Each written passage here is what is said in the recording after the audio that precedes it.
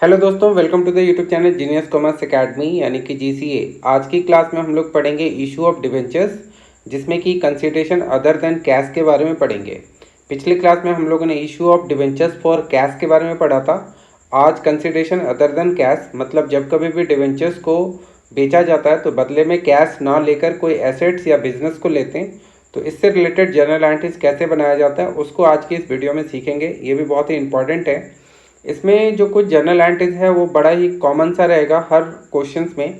जैसे कि अगर कोई एसेट्स को खरीदा जाएगा किसी कंपनी के द्वारा, तो वहाँ पर हम लोग एंट्री बना देंगे assets account debit to vendor. Vendor का मतलब यहाँ पर जिनसे हमने खरीदा है उसका नाम हम लोगों ने यहाँ पर वेंडर डाल दिया। अगर नेम रहेगा कंपनी का तो आपको वेंडर की जगह पे उसका नाम लिखना है। इसके बाद जो सेकेंड एंट्री रहेगा वो ये रहेगा कि आप जो डिबेंचर इशू करेंगे, मतलब कंपनी एसेट्स खरीदने के बदले में जो डिबेंचर इशू करेगा उससे रिलेटेड आपको जर्नल एंट्रीज करनी है। वो डिबेंचर्स या तो एट पार पे इशू होगा, एट प्रीमियम पे, या फिर एट डिस्काउंट पे। एट पार पे होगा तो सिंपल आपको vendor account debit to debenture करना है। एट प्रीमियम पे रहेगा तो सिक्योरिटीज प्रीमियम रिजर्व लगा देना है। और अगर एट डिस्काउंट पे होगा तो यहाँ पर डिस्काउंट को आपको डेबिट कर देना। इन सबको अभी हम लोग एक क्वेश्चंस के जरिए भी सीख लेंगे, बहुत ही आसान है ये तीनों। तो बस यही दो जर्नल एंट्री जनरली यूज होता रहेगा। बस हमें ये ध्यान रखना है कि डिबेंचर्स जो इशू किया गया वेंडर को, यानी कि जिनसे हमने खरीदा था उनको, वो किस पे इशू किया गया, एट पार पे, एट प्रीमियम पे, या फिर एट डिस्काउंट पे। तो ये चैप्टर आपके लिए, मतलब ये जो टॉपिक है इस चैप्टर में, ये बहुत आसान हो जाएगा। जैसे इस क्वेश्चन में आप देखिए कि एक मशीनरी खरीदा गया है 60,000 का फ्रॉम बी लिमिटेड। तो यहाँ पे बी लिमिटेड वेंडर है। इसको जो पेमेंट किया गया है वो 9% डिबेंचर 100 ईच का, एक बार एट पार, एक बार एट प्रीमियम और एक बार एट डिस्काउंट पे। तो एक क्वेश्चन लेते हैं कि अगर एट पार पे तो बड़ा सिंपल है कि आप machinery account debit to V limited जो वेंडर हो गया, और B limited debit to 9% debenture, क्योंकि 9% डिबेंचर इशू हुआ था तो 9% डिबेंचर।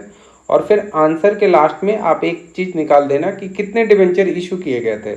तो जैसे हमने एसेट्स खरीदा 60,000 का और डिबेंचर का जो प्राइस है 100, तो 100 से डिवाइड करना है।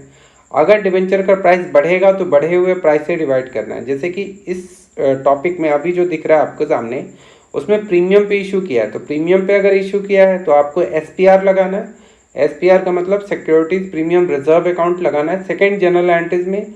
और यहाँ पर क्या करना है, जो डिबेंचर का प्राइस है वो आप 120 कर देना। जैसे 20% प्रीमियम है तो 100 का 20% 20 होता है, तो इसीलिए डिबेंचर का जो प्राइस हो गया वो 120 हो गया।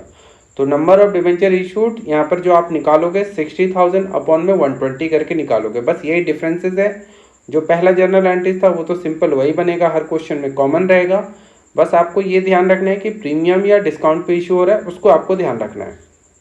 जैसे कि अगर इस क्वेश्चन में अभी लेते हैं कि जो डिबेंचर हमने इशू किया वो डिस्काउंट पे इशू किया, तो डिबेंचर का जो प्राइस है वो कम हो जाएगा। जैसे अगर 20% डिस्काउंट पे इशू किया मान लीजिए, तो 100 का 20% 20 होता है, 20 माइनस कर दो तो इसका मतलब 80 हो गया।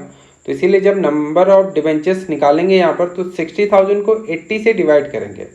तो बस यही है, इसमें बड़ा ही सिंपल सा टॉपिक है ये। जैसे अब देख लो आप, machineries account debit to B limited, और फिर बी लिमिटेड अकाउंट डेबिट, और डिस्काउंट है तो डिस्काउंट को आप डेबिट कर दीजिए। सिक्योरिटीज प्रीमियम पे होता तो प्रीमियम को आप क्रेडिट कर देते। तो ये जो टॉपिक था ये बड़ा ही आसान सा टॉपिक है, और इससे रिलेटेड क्वेश्चंस आपके बुक में होंगे, उनको आप प्रैक्टिस कीजिए। फिर नेक्स्ट क्लास में हम लोग पढ़ेंगे कि डिबेंचर्स अगर हम इशू करते हैं कंसिडरेशन अदर देन कैश में ही, लेकिन for the purchase of business, business को खरीदने के लिए जब हम डिबेंचर इशू करते हैं तो फिर उसकी क्या जर्नल एंट्रीज बनाते हैं उसको फिर हम लोग नेक्स्ट क्लास में करेंगे। आज की क्लास में हम लोग इतना ही करते हैं, तो फिर आप नेक्स्ट क्लास में मिलते हैं और उसमें हम लोग क्वेश्चन सबको करेंगे। तो आज के लिए इतना ही। Thanks for watching the video. Good bye.